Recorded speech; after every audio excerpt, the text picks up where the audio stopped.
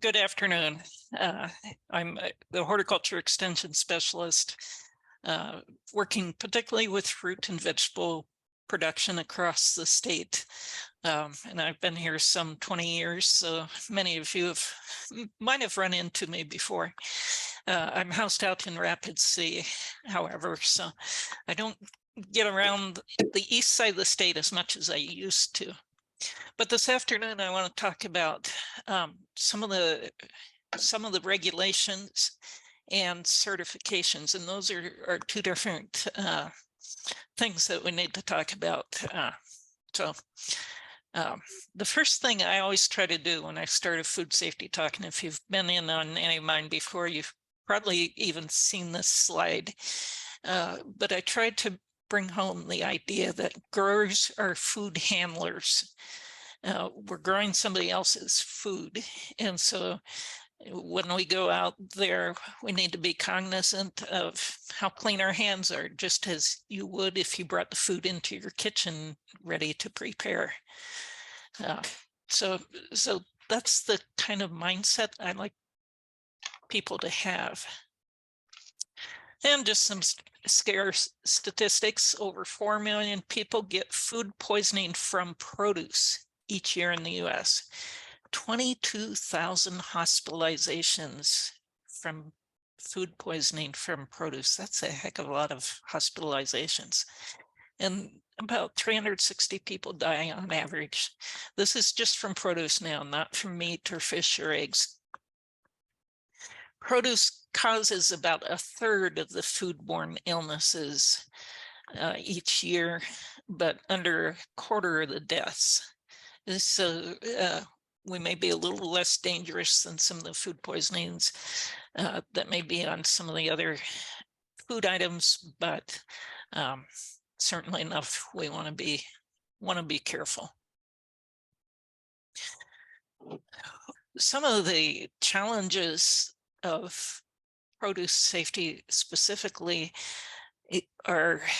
have to do with the nature of the product. It's often consumed raw.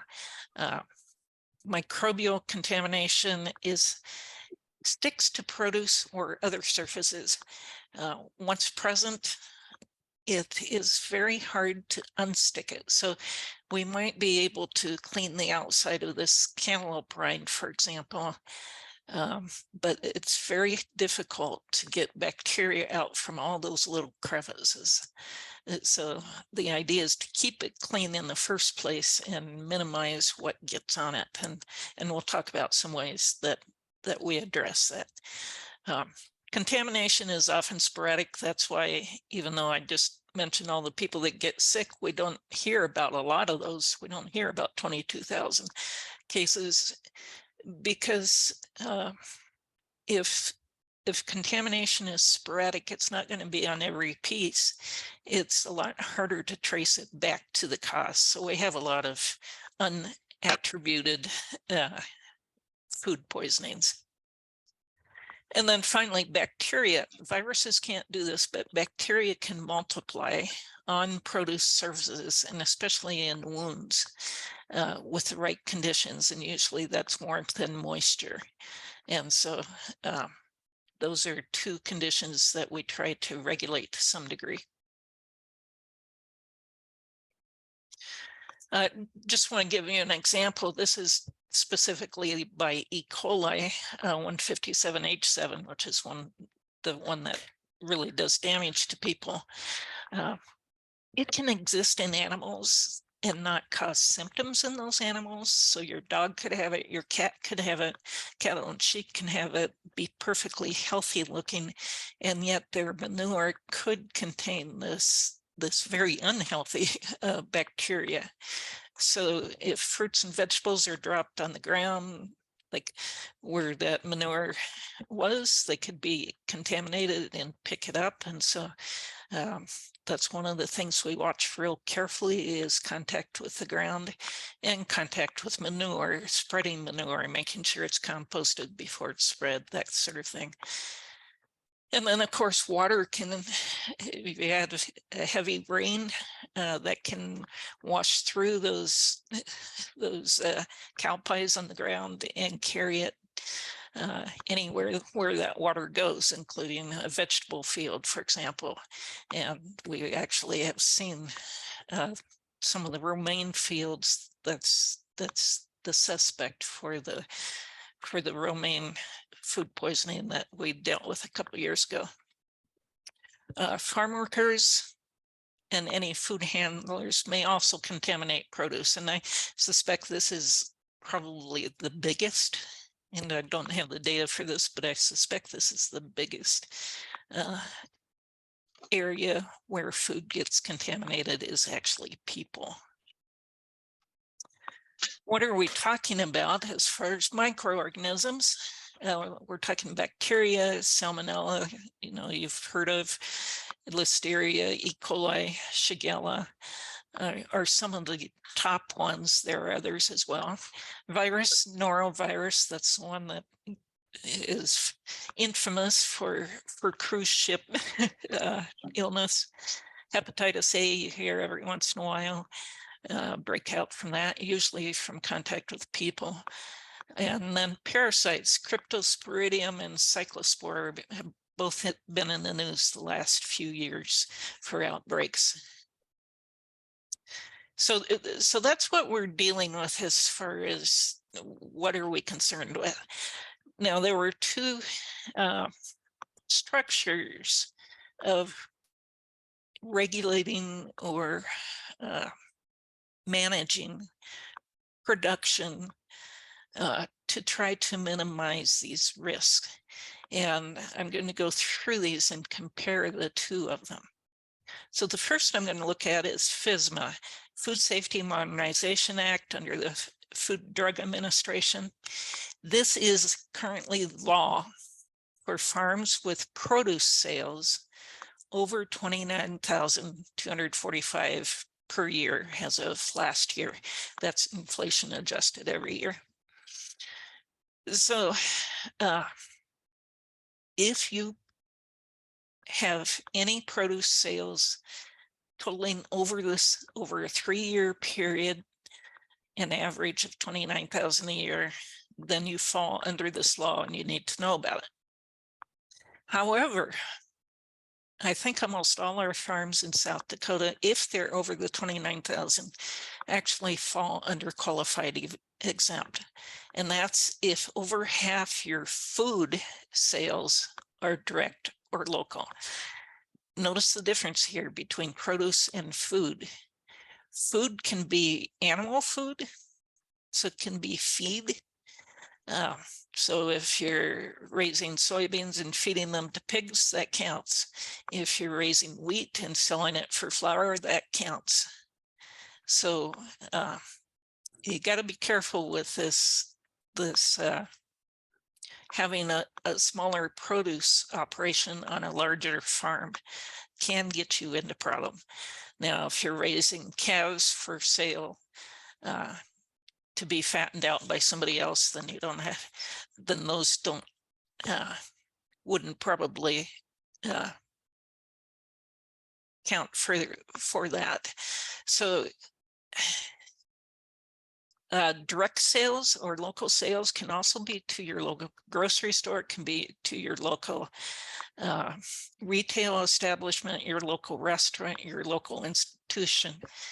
You got to be careful once you get into a food hub, because then you're sort of on the line between direct and wholesale.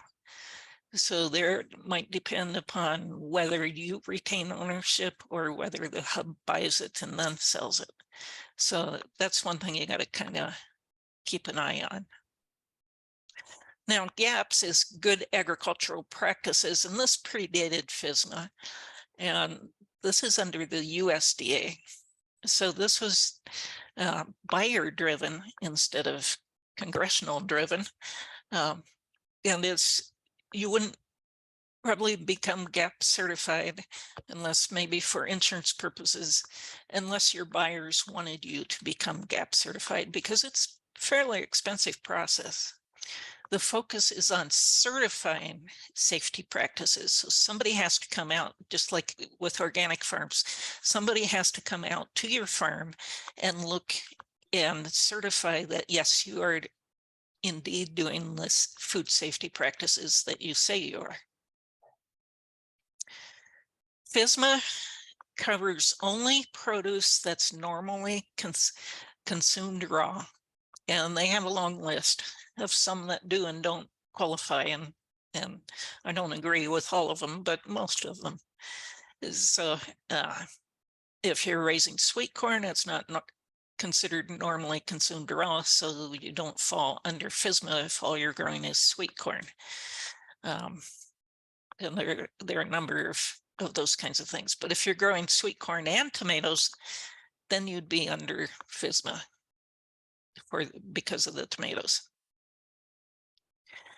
So gaps can apply to any produce farm.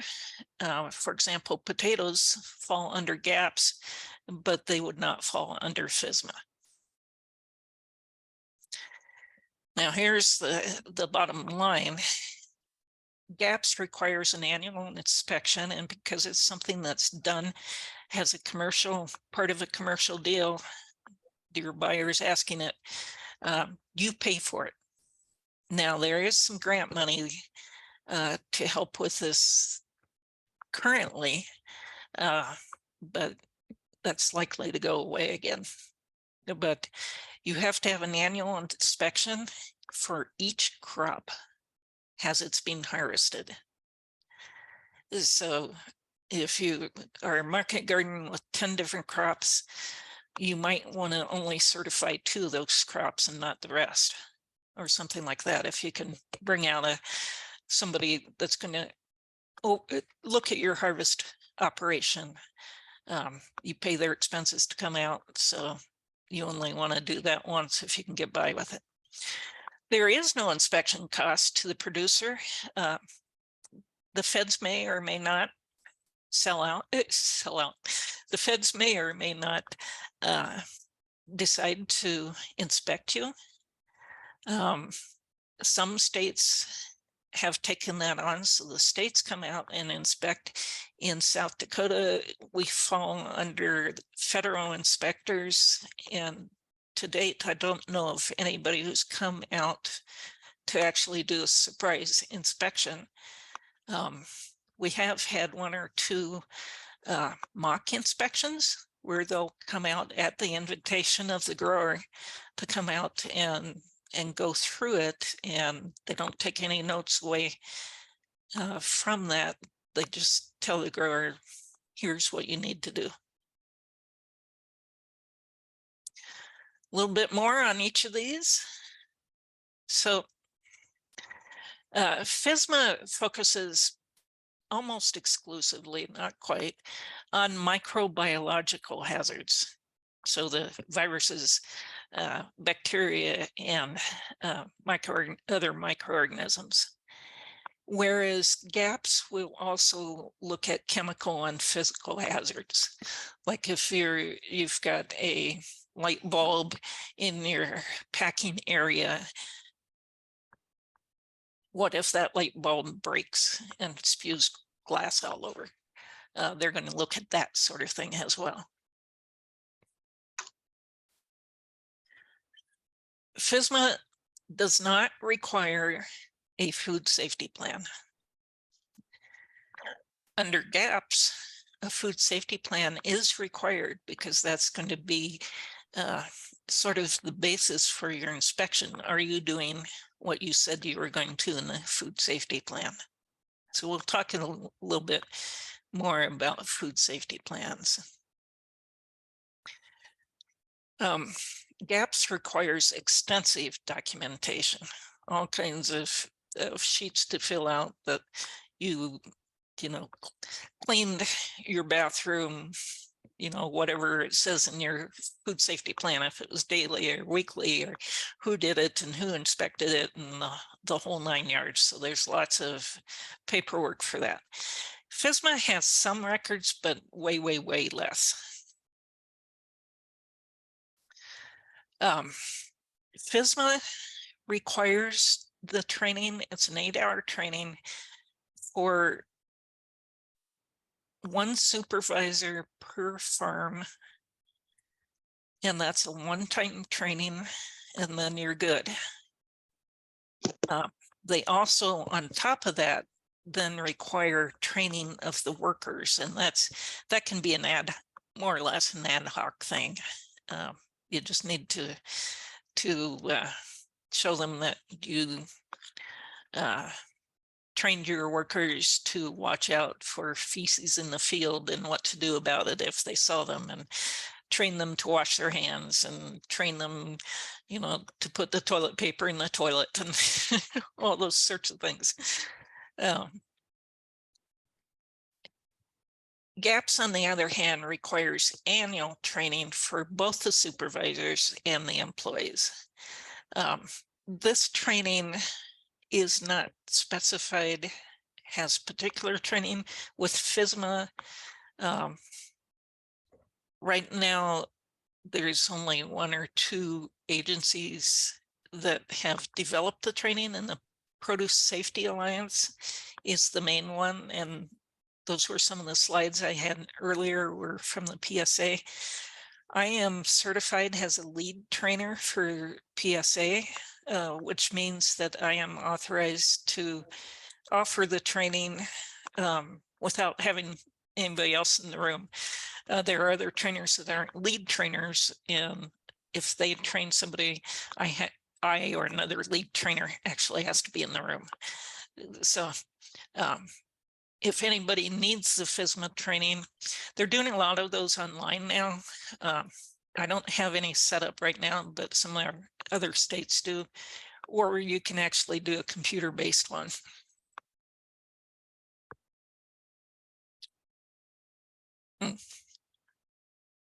So here's our list of normally consumed raw. I forgot I put this back in.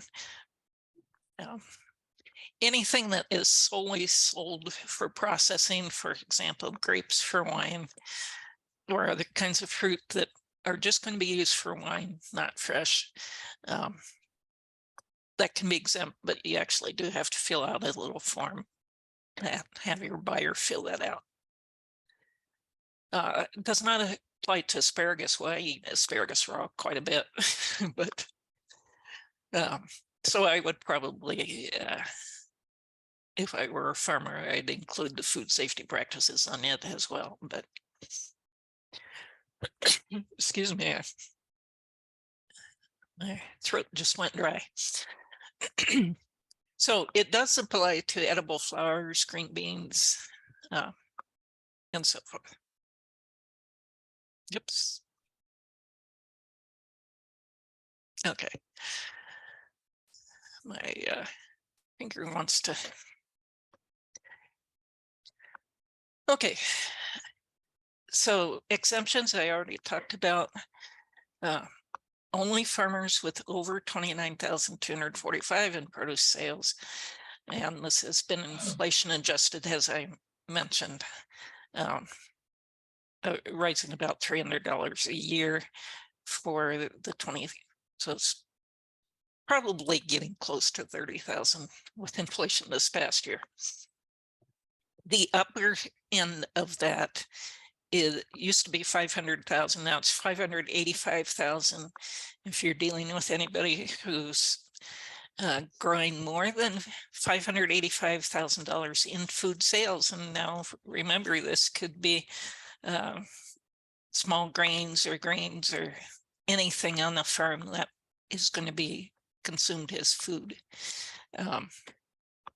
Once you get over that, there are no qualified exemptions for direct sales.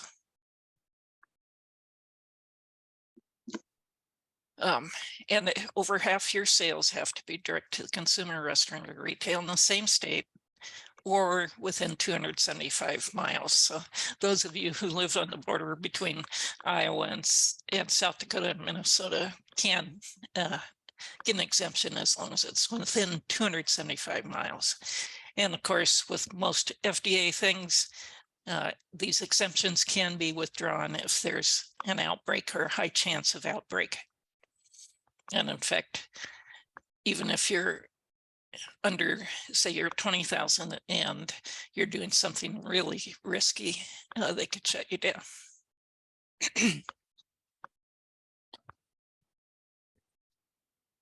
I'm going to stop here for a second and ask if there's any questions.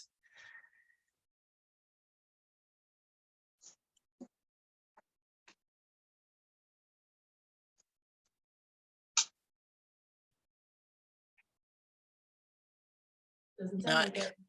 Yep. Okay, so then I'm going to go into something that is go into the gap a little bit more, because that seems to be what buyers often start to look for. And that's, as I mentioned, under the USDA, it's an ag marketing service program. So it's about marketing. It's not about food safety per se, but it's a food safety for marketing. And this is where you would find it under the ag marketing service.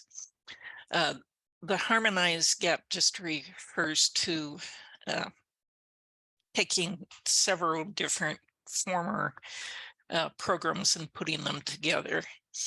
They are working on gaps programs now that if you fill out all the gaps paperwork and fulfill their food safety things, that you would meet the FSMA requirements as well. That's still a little bit in the works. So just to give you an idea of what this food safety standard is, there are 42 pages here. So we didn't print those out for you to look at, but it gives you a flavor of, they'll set down the general requirement, the procedure under that requirement for how that's going to be carried out. And this could vary a little bit depending upon the food safety plan that you develop. Verification, this is that the auditor, what the auditor is going to look for when they come out. And then if there's a corrective action needed, how that's going to happen. So there are 42 pages of this. It makes the FSMA look pretty easy, actually. So as I mentioned, each crop has to be audited separately at its harvest time. And they're going to look at the whole farm, including worker health and hygiene, water quality, what are you irrigating with, your use of manure and or compost, where animals are. Do you have dogs in your field? Do you have deer in your field? Are the livestock right upwind from your lettuce field? Those kinds of things.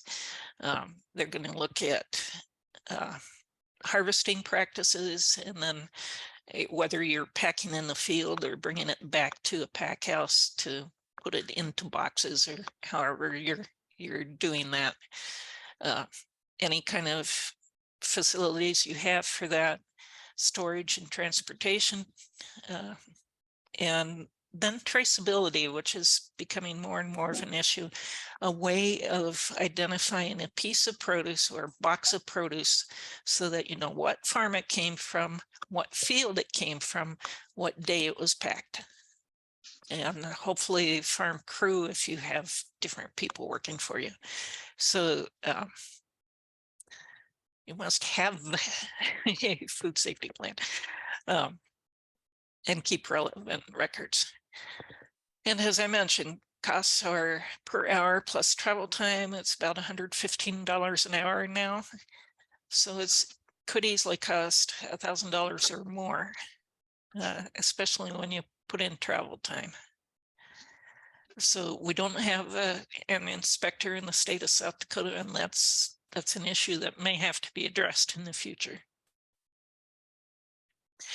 So there's something that's called group gap, and that was a way to try to address the need of smaller farmers to get gap certification without these really high costs. And mostly it's through resource sharing. So you could do work with your neighbor and say, you know, the inspector's coming out Monday the 15th in my place. She'll stay overnight and inspect yours on the 16th if you want, and you could cost share that way. But this is a little bit more formal than that. And that's where a group of you go together under a single quality management system. So the group gets together, they internally audit, and they share a food safety manager that's going to sort of be in charge of food safety on all, you know, if you have 5 farms, on all 5 farms. So they have the authority to come out and say, you know, if you want to be part of this GAP certification, you have to do X, Y, Z. So the question is, do you have, or can you create a group of producers that are willing to implement GAP and then to share that cost and responsibility for implementing it? So if you have 2 producers that really don't get along, you probably aren't going to want to have them both in the group GAP unless you've got a really good person to keep it running.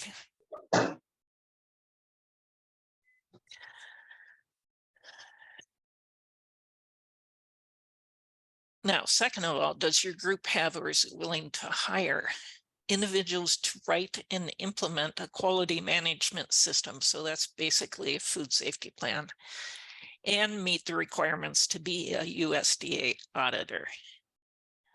And I don't currently know what the requirements are. I started to look that up one day and got sidetracked, but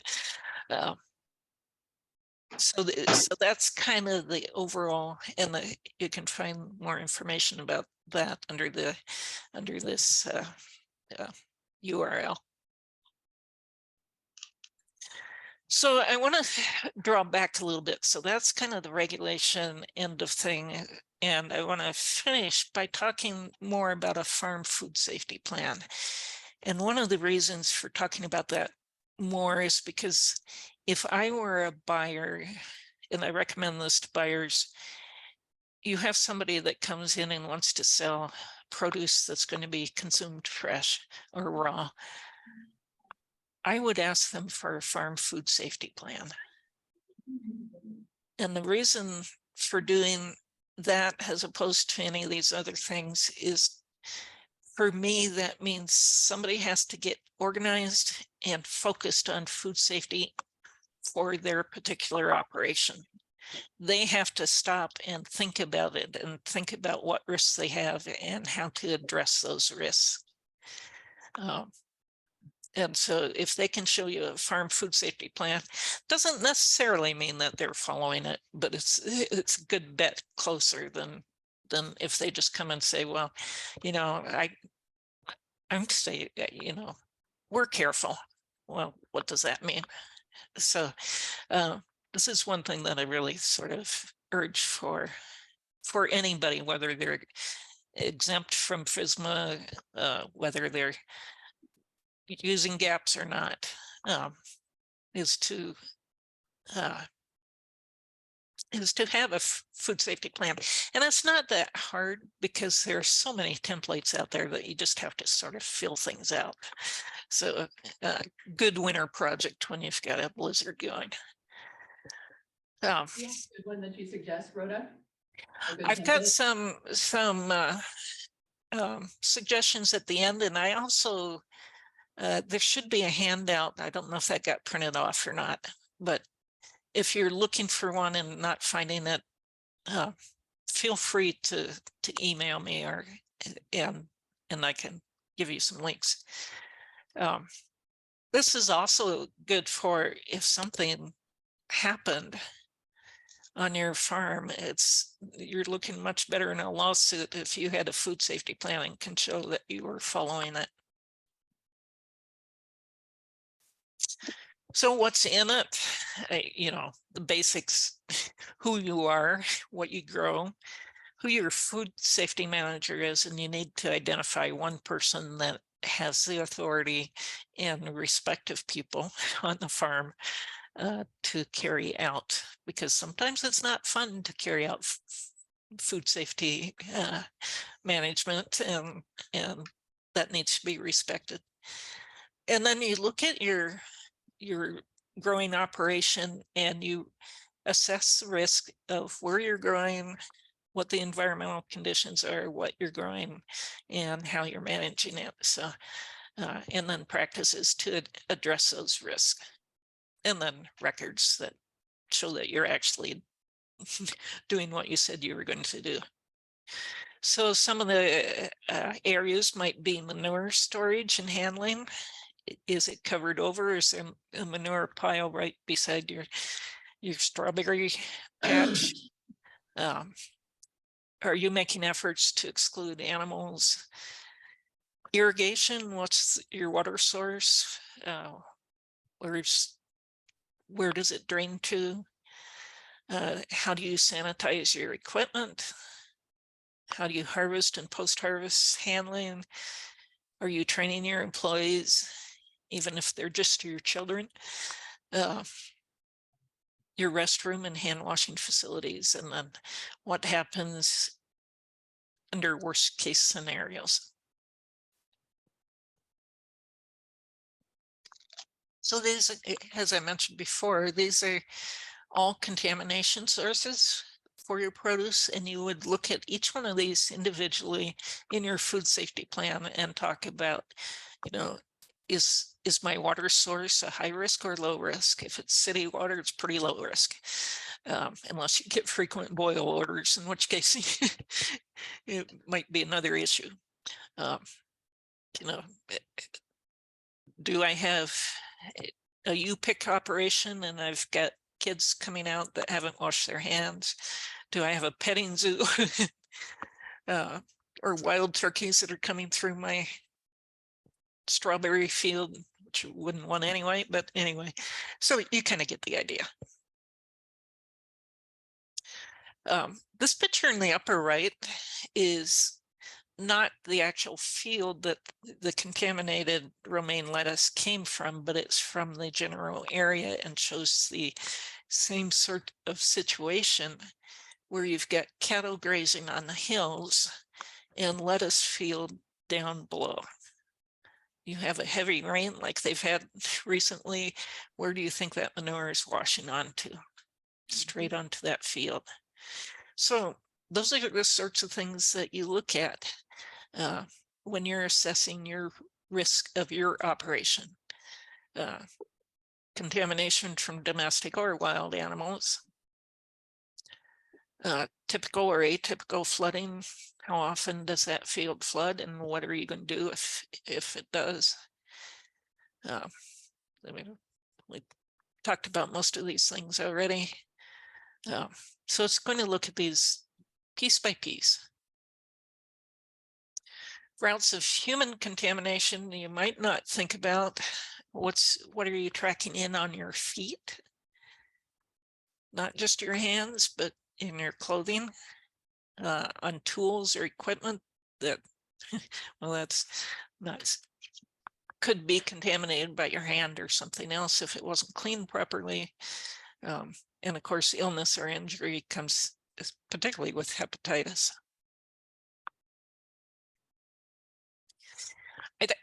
This slide fascinates me.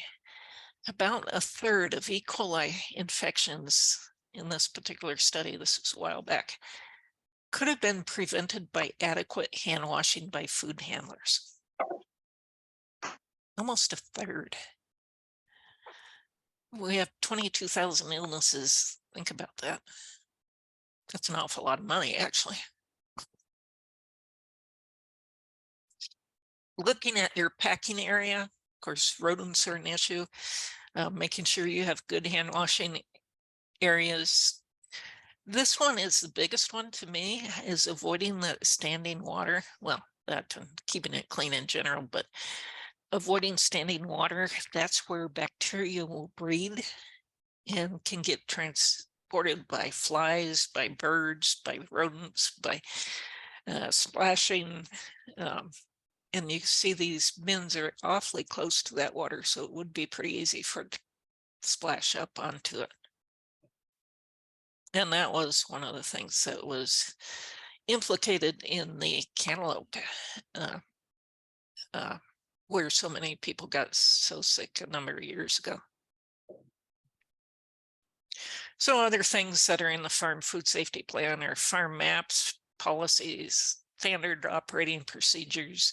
If you're washing lettuce, how do you do it? How do you clean surfaces? What do you use to clean with? All those kinds of things. Training records, if you have your water tested, having the results, emergency contacts, supplier and buyer information for that traceback, and so forth. And again, this is part of the Produce Safety Alliance training. Traceability is one thing that has a buyer. I would ask my producer to look for, is to have on their boxes or their containers the information of when it was harvested. If they have multiple fields, what field it was. They may not, but at least where it was harvested or when it was harvested. And the grower also needs to keep track then. I sold carrots from field X to the school and to the co-op and to the, have that. So if there is a problem with those carrots, that you can trace, that you can contact the buyers and say, hey, there may be an issue. Okay, here are some templates that I looked up just the other day to make sure they were still up there and in good shape. They can be in any kind of form. Word documents are probably the most common. Some of them are in PDFs. And then all kinds of information with templates, or using Google Docs to set up forms can be found on this. And this is something that I can send out to you because I don't think you want to write all that down anyway. And here's my contact information if you need any of the information on that, or any of the URLs that I quoted, or if you just have general questions come up over time, you're always welcome to contact me.